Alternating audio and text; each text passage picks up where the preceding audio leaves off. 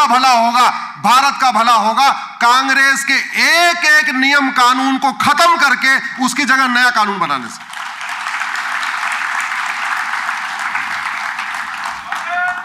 हम कर क्या रहे? हम सुबह से लेके तू मैं आरोप प्रत्यारोप नूरा कुश्ती बतौलेबाजी कर रहे हैं। हम सुबह से लेके शाम तक तू चोर मैं सिपाही वाला खेल खेल रहे हैं। थोड़ा कड़वा लग रहा होगा आपको, कड़वी सच्चाई यही है। अंग्रेजों का एक भी कानून बचा तो भारत नहीं बचेगा, ऐसे कांग्रेस का एक भी कानून बचा तो भारत नहीं बचेगा।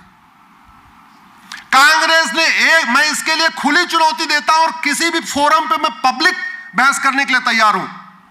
मुझे कोई एक कांग्रेसी आके बता दे कि यह कानून हमने बनाया था भारत को मजबूत करने के लिए, भारत की संस्कृति को मजबूत करने के लिए, भारत की परंपराओं को मजबूत करने के लिए, घुसपैठ को रोकने के लिए, धर्मांतरण को रोकने के लिए, नक्सलवाद को खत्म करने के लिए या माओवाद, एक कोई कांग्रेस कानून बता दे कानून बनाया हो तो।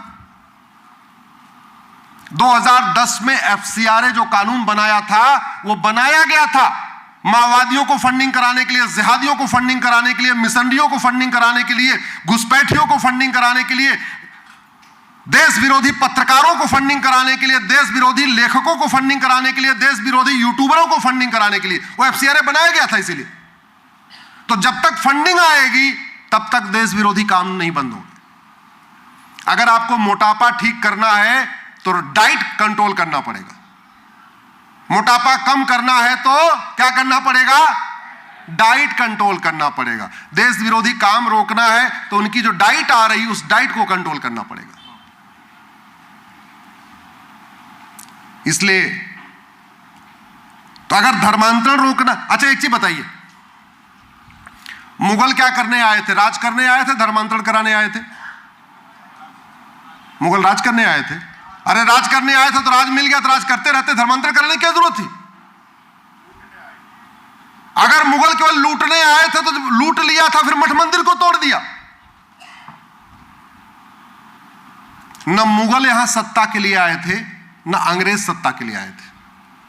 मुगल इस्लाम को फैलाने आए थे, अंग्रेज क्रिश्चियनिटी को फैलाने आए थे। यह कड़वी सच्चाई है। सत्ता इसलिए उनको चाहिए थी क्योंकि सत्ता से कन्वर्ट करना आसान होता है, और जितने काम मुगलों ने तलवार के दम पे किया वो सारे काम अंग्रेजों ने कानून बना बना के किया, और जो उन दोनों ने छोड़ दिया था उसको आगे बढ़ाने के लिए कांग्रेस ने कानून बना दिया।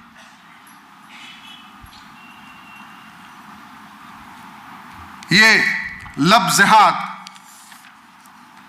हमारी राष्ट्रीय सुरक्षा के लिए खतरा है कि नहीं? जोर से बोलिए जरा। लब जिहाद राष्ट्र की सुरक्षा के लिए खतरा है कि नहीं? और जो राष्ट्र की सुरक्षा के लिए खतरा है उससे निपटने के लिए कानून है हमारे पास। उसका नाम है नेशनल सिक्योरिटी एक्ट, जिसको शॉर्ट में कहते हैं एनएसए। अगर वो लगा दो तो 1 साल तक जमानत नहीं होती है। आपके डॉक्टर तो बदल रहे हैं, किसी लब जिहाद करने वाले पे, किसी धर्मांतरण कराने वाले मिशनरी पे, किसी घुसपैठिए पे, किसी खिलाफ एनएसए लगा क्या? जोर से बोलिए। तो दवाई नहीं बदलेगी तो बीमारी ठीक नहीं होगी। यह लब जिहाद और धर्मांतरण हमारे राष्ट्र की एकता और अखंडता के लिए खतरा है कि नहीं? अल्टीमेटली जितना देश विरोधी काम है वो करता कौन है? याकूब मेनन कौन था?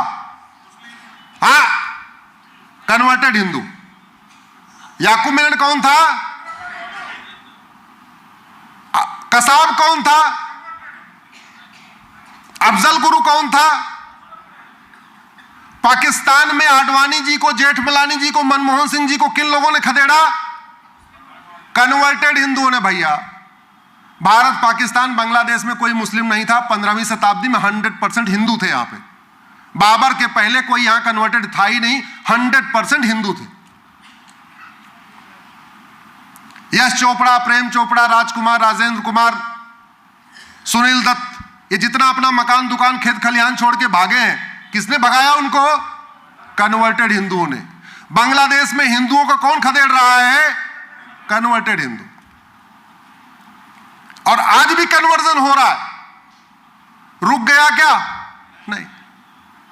छत्रपति शिवाजी महाराज को मानने वालों का रेशियो बढ़ रहा है कि घट रहा है? घट रहा है। विश्वास नहीं हो तो पता कर लेना। जनगणना तो 10 साल में होती है, वोटर लिस्ट हर चुनाव के पहले नई बनती है। अपने वार्ड की वर्तमान वोटर लिस्ट और 25 साल पुरानी वोटर लिस्ट को कंपेयर कर लीजिए। आप अगर गांव में रहते हैं, अपने गांव की जो ग्राम प्रधान का चुनाव होता है उसकी वर्तमान वोटर लिस्ट और 25 साल पुरानी वोटर लिस्ट को कंपेयर कर लीजिए। अपने विधानसभा की वर्तमान वोटर लिस्ट और 25 साल पुरानी वोटर लिस्ट कंपेयर कर लीजिए। अपने लोकसभा की वर्तमान वोटर लिस्ट और 25 साल पुरानी वोटर लिस्ट कंपेयर कर लीजिए। फिर पता चल जाएगा कि आप घट रहे हैं कि बढ़ रहे हैं। और एक बात याद रखिएगा, घटेंगे तो, जोर से बोलिए, घटेंगे तो, जब जब घटे तब तब, जहां जहां घटे तहां तहां कटे।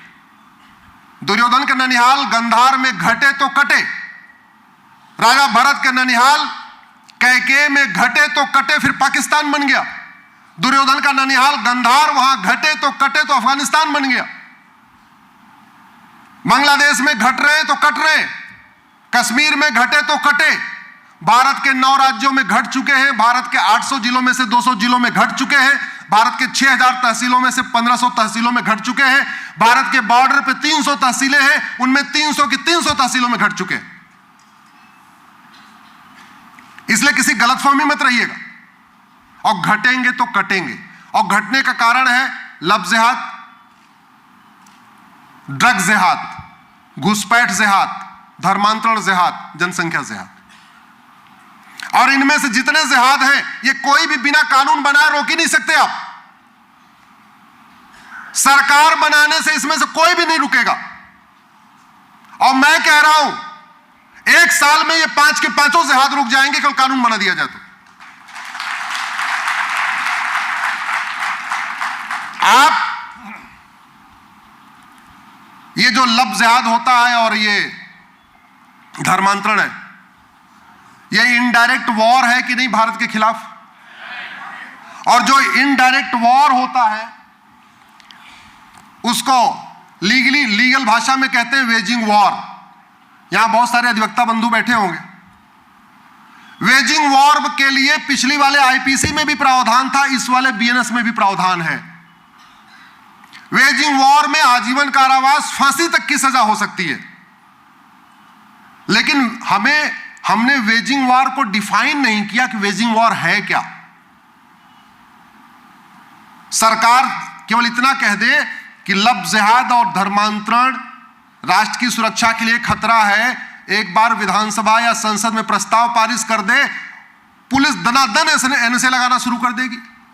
एक बार विधानसभा लोकसभा में प्रस्ताव पारित हो जाए कि ये लब जिहाद और धर्मांतरण राष्ट्र की एकता अखंडता के लिए खतरा है, पुलिस यूएपीए लगाना शुरू कर देगी।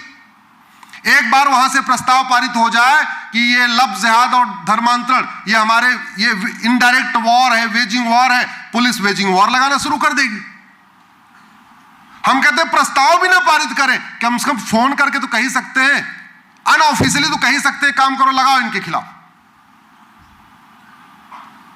ये जो लब जिहाद है और धर्मांतरण है, एक व्यक्ति नहीं कराता, बड़े ऑर्गेनाइज तरीके से किया जाता है, संगठित होकर किया जाता है।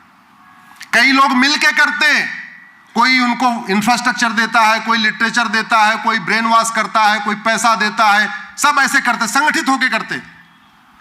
और जो ऑर्गेनाइज क्राइम होता है उससे निपटने के लिए हर राज्य के पास अपना अपना कानून है। महाराष्ट्र के पास मकोका है, गुजरात के पास गुजकोका है, यूपी के पास गैंगस्टर एक्ट है।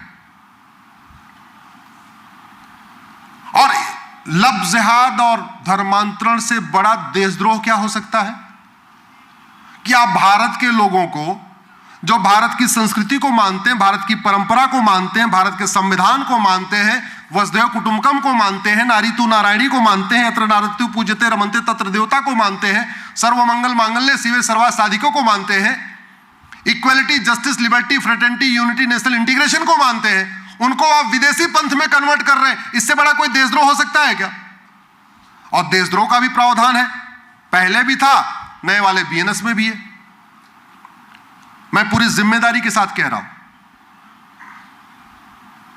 ये वीडियो हाई कोर्ट और सुप्रीम कोर्ट के जजेस तक पहुंचेगा, मैं जानता हूं इसको।